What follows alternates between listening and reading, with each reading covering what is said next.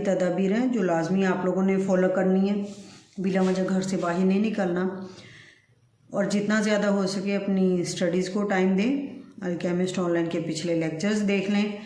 कोई चीज़ें, कोई कॉन्सेप्ट्स बाज़ जब वो चीज़ें पढ़ाई जा रही होती हैं तो आप छुट्टी पर होते हैं या तबीयत ख़राब होने की वजह से, किसी मजबूरी की वजह से, इसलिए ये चीज़ें आपके लिए रिकॉर्ड की गई हैं ताकि लाइफ टाइम ये आपके लिए सेव रहें। जब भी आपको किसी चीज़ की ज़रूरत हो, कोई चीज़ देखनी हो, पढ़नी हो, समझनी हो, एक लेक्चर आपके पास मौजूद हो। और इसको जितना हद तक हो सके मैंने कोशिश की है कि आसान बना सकूं ताकि आपको जो स्टडी मुश्किल लगती है के लिए आसान हो सके। आज हमने जो टॉपिक पढ़ना है ना, ये बेसिकली है तो 9th क्लास का टॉपिक, इलेक्ट्रॉनिक कॉन्फ़िगरेशन से रिलेटेड है। लेकिन ये टॉपिक जो है ये 10th के students, first year, second year के स्टूडेंट्स इसको गौर से सुने, समझें। ये वो चीज़ें हैं, ये वो बेसिक पॉइंट्स हैं। अगर ये आपको इस लेवल पर समझ नहीं ना आते तो इनका बहुत ज़्यादा यूज़ होता है हायर स्टडीज़ में जब आप जाते हैं, स्पेशली फर्स्ट ईयर में, 10th क्लास में भी। जो 9th के बच्चे जाएंगे, 10th के बच्चे जब फर्स्ट ईयर सेकंड ईयर में जाते हैं तो उनको बहुत ज़्यादा मुश्किल पेश आ रही होती है क्योंकि उन्होंने बेसिक लेवल से चीज़ें उस तरह से समझी नहीं होती जिस तरह से समझने का हक होता है। इस लेक्चर को गौर से सुनना है, ये बहुत फ़ायदेमंद होने वाला है आप लोगों की फर्दर स्टडीज़ के लिए। लेक्चर शुरू करते हैं। इलेक्ट्रॉनिक कॉन्फ़िगरेशन का ये लेक्चर है। इलेक्ट्रॉनिक कॉन्फ़िगरेशन है क्या? एक्चुअल में arrangement of electrons in shells and sub shells is called electronic configuration. Shell और सब शेल्स के अंदर इलेक्ट्रॉन की जो अरेंजमेंट होती है, किस तरह से हम इलेक्ट्रॉन को शेल और सब शेल में रखते हैं, उस अरेंजमेंट को इलेक्ट्रॉनिक कॉन्फ़िगरेशन का नाम दिया जाता है। इलेक्ट्रॉनिक कॉन्फ़िगरेशन पर सबसे पहले हम शेल और सब शेल को समझते हैं ताकि हमें पता चल सके कि हमने इलेक्ट्रॉन किस तरह से फिलअप करने हैं शेल के अंदर और सब शेल के अंदर। पहले हम इनका तसव्वुर, इनका कॉन्सेप्ट समझते हैं। जी व्यूअर्स, लेक्चर के एंड तक बने रहना है। इंशाल्लाह आपको ये सारा लेक्चर सुनते ही याद हो जाएगा और इतना आसान तरीका मैं लेकर आई हूँ आप लोगों के लिए कि आप लोग जो हैं इससे बहुत मुस्तफ़ीद होंगे इंशाल्लाह। एटम के स्ट्रक्चर देखें तो दरमियान में न्यूक्लियस होता है, इसके गिर्द जो होते हैं ऑर्बिट्स होते हैं, एनर्जी लेवल्स होते हैं। इन एनर्जी लेवल्स के अंदर इलेक्ट्रॉन गर्दिश कर रहे हैं। बेसिकली एक एटम के अंदर 4 एनर्जी लेवल्स होते हैं। पहले एनर्जी लेवल को K बोला जाता है, दूसरे को L, तीसरे एनर्जी लेवल को M बोला जाता है, चौथा जो एनर्जी लेवल होगा उसको N बोला जाता है। यानी कि पहला एनर्जी लेवल K से स्टार्ट होता है, फिर L, M और N। इस तरह से 4 एनर्जी लेवल्स होते हैं जिनके अंदर हमने इलेक्ट्रॉन्स को फिल करना है और इन एनर्जी लेवल्स को शेल का नाम दिया जाता है। अब शेल और सब शेल का अगर कॉन्सेप्ट आप देखें ना, तो जो शेल होते हैं ये बड़े एनर्जी लेवल्स होते हैं। इसकी मिसाल यूँ देखें कि जैसे आप जिस स्कूल या कॉलेज, जिस भी इंस्टीट्यूट में पढ़ते हैं, एज ए होल वो पूरा आपका शेल है जिसमें आप उस दौरानिए के लिए रहते हैं। लेकिन जो फर्स्ट ईयर की क्लास का कमरा है वो अलग होता है, सेकंड ईयर का अलग होता है, थर्ड और फोर्थ ईयर का अलग, इस तरह से 9th 10th के कमरे अलग होते हैं। तो वो कमरे जहाँ पर मखसूस क्लास के पाए जाने का, स्पेसिफिक क्लास के पाए जाने के चांसेस ज़्यादा होते हैं, उस कमरे को उस क्लास के नाम से मंसूब कर दिया जाता है। इसी तरह से कॉन्सेप्ट है शेल्स और सब शेल्स का कि पूरा जो इंस्टीट्यूट आपका होगा उसको समझ लें कि वो शेल है और उस इंस्टीट्यूट के अंदर जो कमरे हैं जहाँ पर मखसूस क्लास के बच्चे पाए जाएंगे उन कमरों को सब शेल से समझ लें। अब कॉन्सेप्ट क्लियर हो गया कि शेल क्या है, बड़े एनर्जी लेवल हैं, और सब शेल से छोटे एनर्जी लेवल हैं। जिस तरह एक घर होता है वो शेल होता है, घर के अंदर जो कमरे होंगे वो सब शेल्स होंगे। लोग जो घर के होते हैं वो ज़्यादातर कमरों के अंदर पाए जाते हैं, इसलिए उनको सब शेल्स से हम कंपेयर करके इस सब्जेक्ट को समझ सकते हैं। शेल्स जैसे कि पहले मैंने आपको बताया K, L, M और N होते हैं, और जो सब शेल होते हैं ये भी 4 होते हैं, S, P, D and F।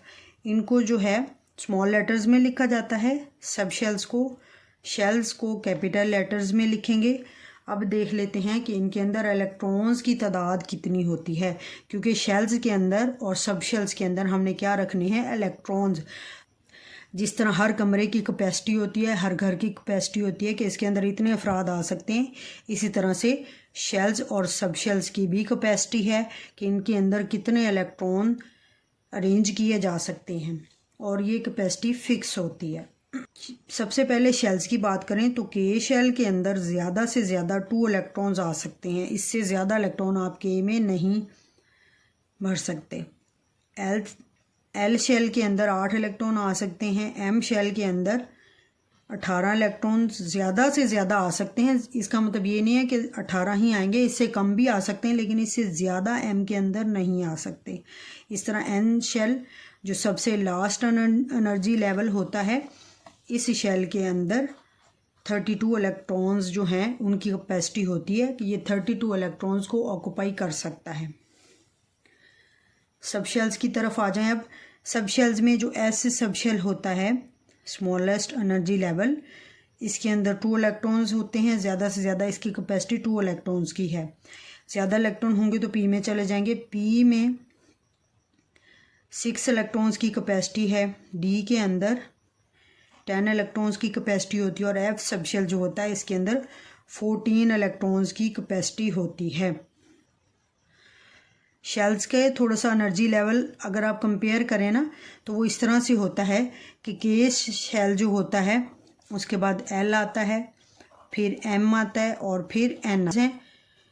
4 shells होते हैं, 1 2 3 एंड 4 का इनको नंबर दिया जाता है, ये इनका एन नंबर होता है।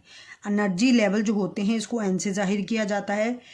के लिए N1 होता है, L2 होता है, M के लिए N3 होता है, और N शेल के लिए N की वैल्यू, यानी जो शेल का नंबर होगा ना वही उसका N नंबर कहेंगे। अब यहाँ पर एनर्जी को कंपेयर करें तो सबसे जो कम एनर्जी होती है वो के शेल की होगी, यानी के शेल की एनर्जी सबसे कम है, इससे ज़्यादा एल शेल की होती है। एल शेल की एनर्जी एम से कम होती है और एम की ज़्यादा होती है, और सबसे ज़्यादा एनर्जी जिस शेल की होती है वो शेल होता है एन। सबसे कम एनर्जी जिस शेल की होती है वो के शेल कहलाता है। जब भी आपने इलेक्ट्रॉन फिल करने हैं तो पहले हम नंबर 1 से स्टार्ट करेंगे, शेल में भी सब शेल में भी। शेल में के से स्टार्ट करेंगे, और सब शेल में आप इलेक्ट्रॉन को फिल करने के लिए सबसे पहले ऐसे सब शेल चुनेंगे।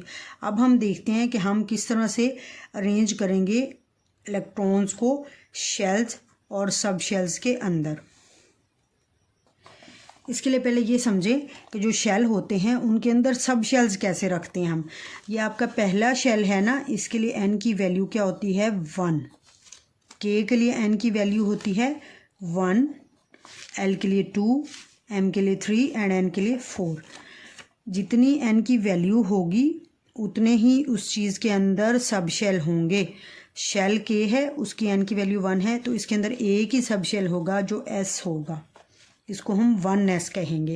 इसको गौर से समझना है, तभी आगे वाली एग्जांपल्स आपको समझ आएंगी।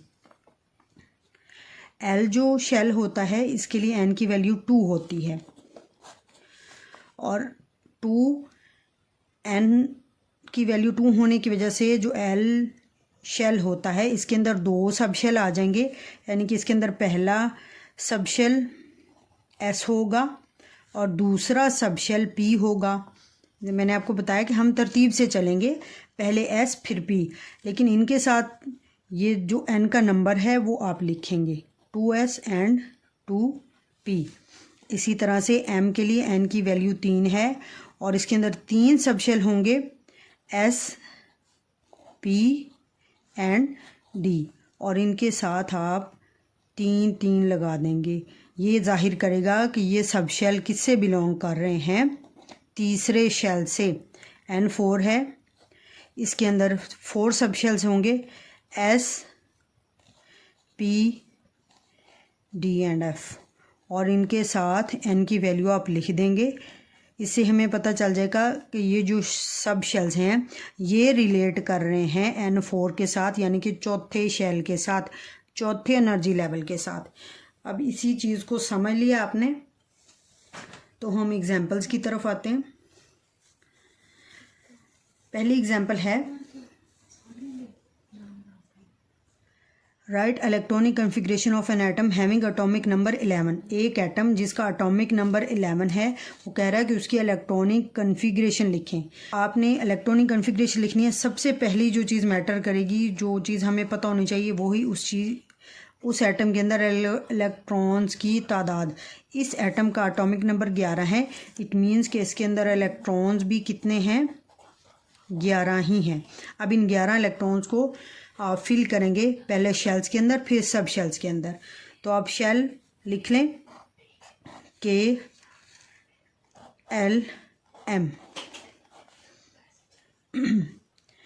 के शेल के अंदर कितने इलेक्ट्रॉन होंगे? ज़्यादा से ज़्यादा 2। अब हमने 11 पूरे करने हैं, ये जहन में रखना है आपने। के अंदर 2 आ जाएंगे। नेक्स्ट एल के अंदर 8 होंगे। 2 और 8 कितने हो गए? 10। पीछे बच गया 1 इलेक्ट्रॉन, क्योंकि हमने 11 पूरे करने हैं, 11 से ज़्यादा नहीं। वो 1 इलेक्ट्रॉन एम में चला जाएगा। इस तरह से ये इनकी शेल के अंदर इलेक्ट्रॉनिक कन्फिग्रेशन आ जाएगी। अगर इसी इलेक्ट्रॉनिक कन्फिग्रेशन को आप करना चाहते हैं सब शेल्स के अंदर, तो वो गौर से समझें कैसे है। के शेल के अंदर एक सब शेल होगा जिसको हम 1s कहेंगे, जैसे पीछे हम पढ़ चुके हैं। इसके अंदर 2 इलेक्ट्रॉन्स आ जाएंगे। एल शेल के अंदर 2 सब शेल होंगे, 2s एंड 2p, जिसमें से s के अंदर 2 होते हैं इलेक्ट्रॉन्स और p के अंदर 6 होते हैं। इस तरह से टोटल l के अंदर 8 इलेक्ट्रॉन पूरे हो चुके हैं। अब इसी तरह से आगे चलें तो आप m शेल के अंदर 1 इलेक्ट्रॉन बचा है, जिसको आप तीसरे सब शेल में फिल कर देंगे। इस तरह से इस एटम की इलेक्ट्रॉनिक कन्फिग्रेशन शेल के अंदर ऐसे आ गई, और ये नीचे मैंने आपके साथ सब शेल के अंदर कैसे आएगी वो शेयर कर दी है। इसकी फर्दर अगर कोई चीज़, अभी भी कोई पॉइंट, कोई बात समझ नहीं आई, तो आप कमेंट बॉक्स में पूछ लें। अगली एग्जांपल है electronic configuration of chloride ion. Chloride ion की इलेक्ट्रॉनिक कन्फिग्रेशन वो पूछ रहा है। लेकिन अगर आप बात करें क्लोरीन एटम की, तो उसके अंदर होते हैं जी 17 इलेक्ट्रॉन्स। क्लोराइड आयन, अब ये है क्या है? Negative ion. नेगेटिव आयन तब बनता है जब कोई एटम इलेक्ट्रॉन लेता है। इट मीन्स कि क्लोराइड आयन में क्लोरीन से 1 इलेक्ट्रॉन जायद आ जाएगा, तभी तो उस पर नेगेटिव चार्ज आया ना। तो इसके टोटल इलेक्ट्रॉन अब हो गए 18। अब इसकी इलेक्ट्रॉनिक कन्फिग्रेशन लिखें आप शेल्स के अंदर। के अंदर 2 होते हैं, एल के अंदर 8 और एम के अंदर 18 हो सकते हैं, लेकिन हमने 18 पूरे करने। 2 और 8 10 हो गए, और पीछे बच गए 8, वो एम शेल के अंदर चले जाएंगे। इसी तरह सब शेल के अंदर लिखें। के अंदर 1 सब शेल होगा 1s2, और उसके अंदर 2 इलेक्ट्रॉन चले जाएंगे। एल के अंदर आपने 8 पूरे करने हैं, लेकिन एल के जो सब शेल्स होते हैं 2s एंड 2p, s में 2, p में 6, और m के अंदर 8 इलेक्ट्रॉन होते हैं। इसको इस तरह से पूरे करेंगे। सब शेल्स पहले लिख लेते हैं। इसके अंदर 3 होंगे, 3s 3p and 3d। 2 shell sub shell s के अंदर चले जाएंगे। 6 इलेक्ट्रॉन सब शेल p के अंदर चले जाएंगे, और इसका d जो है ये खाली रहेगा, क्योंकि यहाँ पर 8 इलेक्ट्रॉन हमने पूरे करने थे जो पूरे हो चुके हैं। ये बात याद रखनी है कि इलेक्ट्रॉन की तादाद जो है शेल और सब शेल के अंदर उनकी कैपेसिटी से ज़्यादा नहीं होनी चाहिए, जो कैपेसिटी मैंने आपको पीछे बताई है। और यहीं तक था, ये ख़त्म हो गया है। अगर आपको अभी इसमें कोई चीज़, कोई ऐसी बात अभी जो समझ नहीं आई, तो आप कमेंट बॉक्स में फ्रीली पूछा करें, मैं श्योरली उसका जवाब दूंगी, ताकि चीज़ें और क्लियर हो सकें और वाज़िया हो सकें आपके लिए। Thank you so much. अपना ख़ास ख्याल रखें। अल्केमिस्ट ऑनलाइन पर न्यू हैं तो वीडियो को लाइक शेयर करना मत भूलें, चैनल को सब्सक्राइब करना मत भूलें। Thank you so much. अल्लाह हाफिज़।